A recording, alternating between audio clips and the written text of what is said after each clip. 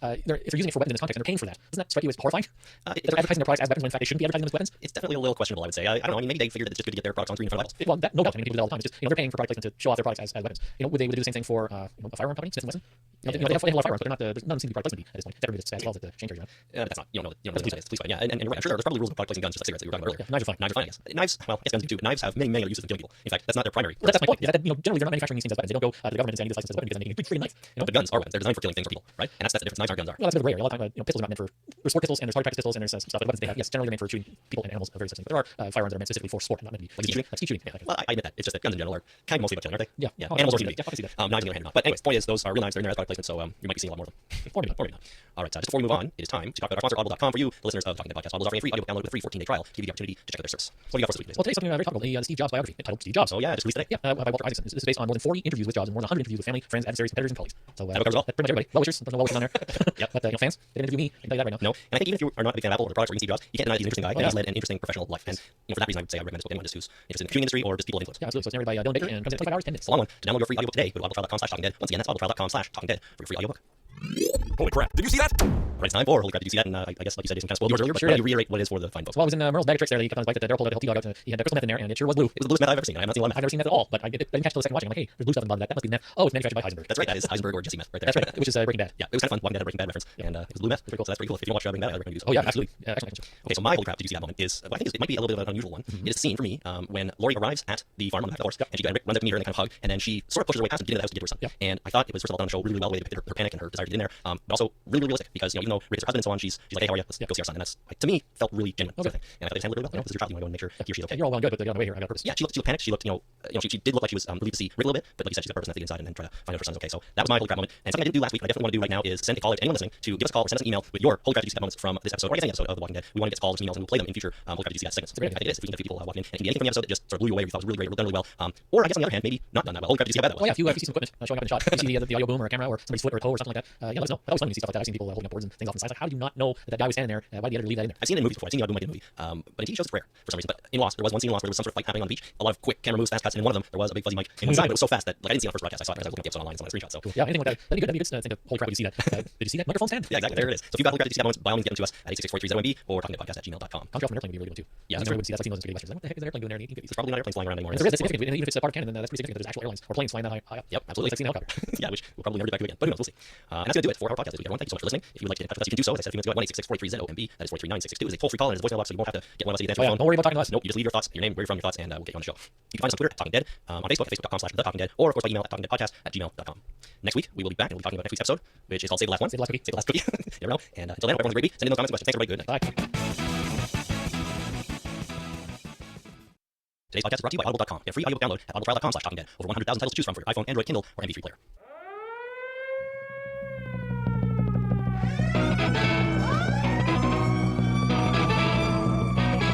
This is The Walking Dead, a podcast dedicated to the AMC TV show The Walking Dead. Hello, ladies and gentlemen, my name is Chris. And my name is Jason. And this is The Talking Dead number 58 for Monday, October 31st, 2011. Happy Halloween. Happy Halloween. It's Halloween. Would you like some Angry Birds, have you? No, why is it on there? Well, their Angry Birds season's episode of Halloween is called Halloween. Oh.